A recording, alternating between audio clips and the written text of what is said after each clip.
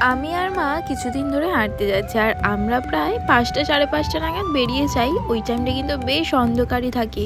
গুটি সুটি মেরে আমরা দুজনে বেরোই। আমাদের সাথে কিন্তু আরও অনেকে যায়, সেটা না হয় অন্য কোনো ভিডিওতে দেখাবো।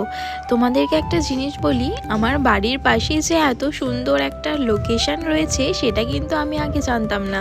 মাঝখান থেকে রাস্তা আর দুপাশ থেকে ফাঁকা জমি, এইরকম ফাঁকা নিরিবিলি একটা পরিবেশ তোমাদের কার কার পছন্দ বলো তো। আবার মাঝে মাঝে এক একটা জায়গায় অনেক সবজি চাষও হয়েছে। তারপর একটা সামনে এগিয়ে গিয়ে দেখলাম কিছু মহিলা যারা হচ্ছে গেরি, ছোট ছোট চুনো মাছ এইসব বাছাবাছি করছে, মানে এরা হচ্ছে এখান থেকে বেছে নিয়ে বাজারে বিক্রি করবে।